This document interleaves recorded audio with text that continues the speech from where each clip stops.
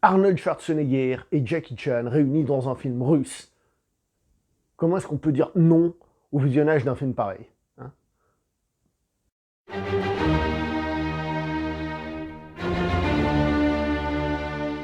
Bonjour à vous cinéphiles. Aujourd'hui on va parler d'un film qui donc en anglais s'appelle The Q Journey to China, qui se trouve aussi sous le nom de Iron Mask et qui se trouve aussi, toujours et encore en anglais, sous le titre The Mystery of the Dragon Seal. Donc autant vous dire que ce film il a plusieurs noms. Moi je l'ai trouvé sous le nom Iron Mask, mais je trouve The Mystery of the Dragon Seal comme titre beaucoup plus adéquat. D'ailleurs ça tombe bien, c'est le titre français de la nouvelle. Parce que donc c'est un roman écrit par un russe qui chez nous est sorti avec un titre anglais. Si vous arrivez à suivre, c'est difficile. Ce film en plus, comme vous avez entendu tout à l'heure, c'est une suite. La suite d'un film qui s'appelle Vie numéro 1, que je n'ai donc pas vu, hein. Et bon, déjà, est-ce qu'il y a besoin d'avoir vu le premier pour regarder ce deuxième film? Non, non, il y a un passage où ils font référence, quand tu le sais, voilà, mais peut-être qu'il y a des choses qu'on comprendrait peut-être un peu mieux, mais honnêtement, non, il n'y a pas besoin d'avoir vu ce premier film pour regarder ce truc-là. Je vous ai pas dit le titre original, je parle pas le russe. Eh oui, parce que ce film est un film russe, coproduit un petit peu par la Chine. D'ailleurs, on voit un petit peu de savoir-faire chinois, mais très léger, hein. Croyez-moi, très léger.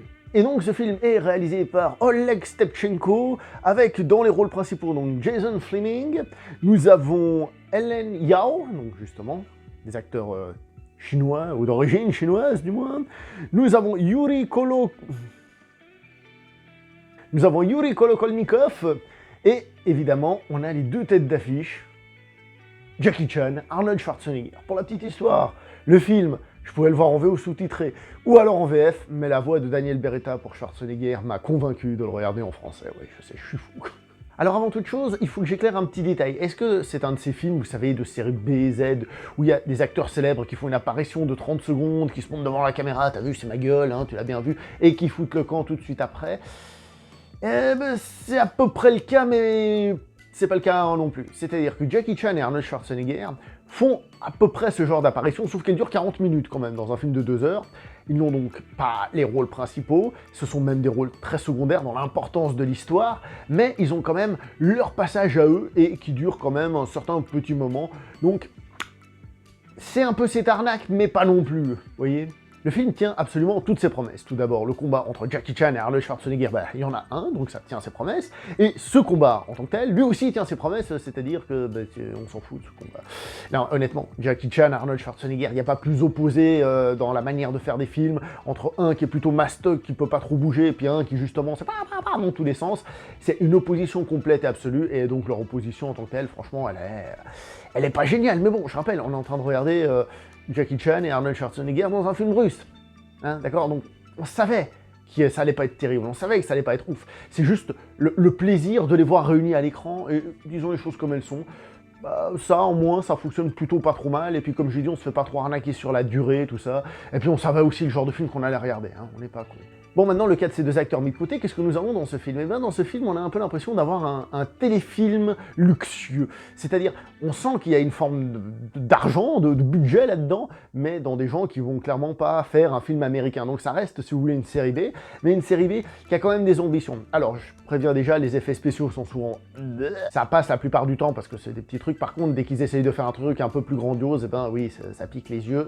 Encore une fois, on sait ce qu'on regarde, hein, on est prévenu à l'avance. Le film, en règle générale, dans sa production design, fait très fake. Ce qui pourrait être un défaut, mais au contraire, moi je trouve que ça lui donne un petit charme. Un petit charme parce que par exemple les couleurs sont très saturées. Donc finalement, on quitte un peu un aspect réaliste pour tendre vers un peu le type genre conte de fées. C'est le genre de production design qu'on aurait dans un film d'aventure de Noël ou un truc comme ça, avec plein de couleurs, une espèce de petite énergie là-dedans qui vient un petit peu contrecarrer, d'une certaine manière, cet aspect série B. Pour tout vous dire, ça n'a rien à voir, j'ai pas revu des scènes, etc., mais moi, ça m'a fait penser un peu à un truc genre La Caverne de la Rose d'Or. Vous savez, le truc qui passait sur M6 à chaque Noël. C'est-à-dire, un truc que tu vois clairement que c'est pas un gros budget, mais il y a une petite idée, il y a un petit quelque chose. Voilà, en gros. Là, il y a déjà des gens qui sont en train de se dire « Mais non, mais ça n'a rien à voir », et ils ont sans doute raison, j'ai dit « ça m'a fait penser ». Maintenant, sur la forme, le film en lui-même est un film d'aventure, qui lorgne clairement vers la fantasy. Si la partie en Angleterre est déjà pas hyper réaliste et tout ça, bon voilà, mais alors quand on arrive en Chine à la fin, là c'est la foire à la saucisse, hein. Déjà la Chine c'est tout petit, c'est un village, hein. C'est un village avec, avec une impératrice, d'accord, hein, c'est tout. Et là, comme je vous ai dit, c'est la foire à la saucisse, il y a une sorcière, il y a un dragon qui vole, il y a des gens avec des super armures comme ça, boum, qui ont des super pouvoirs, on va dire.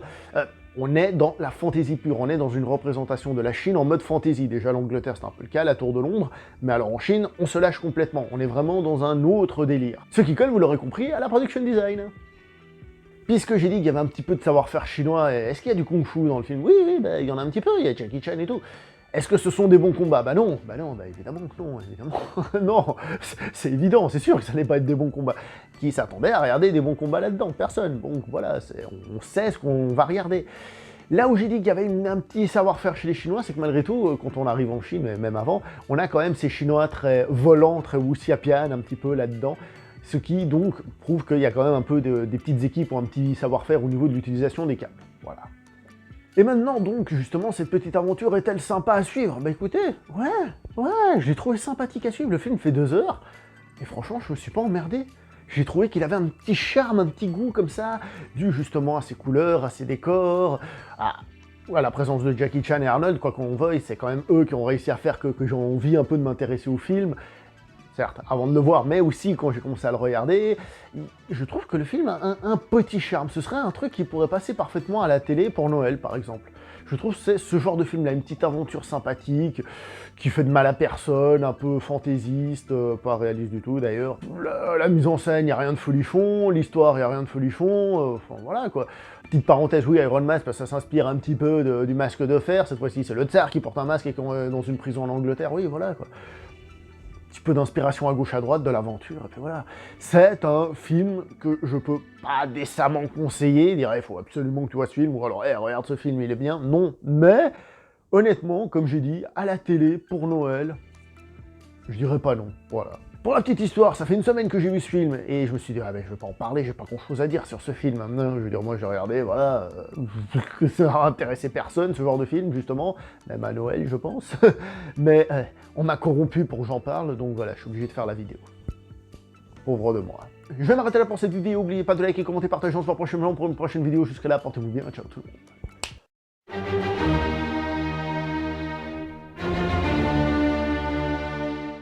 En fait, peu à peu, je vais devenir un expert en cinéma russe populaire actuel, hein, moi. Ça, c'est le problème. Hein.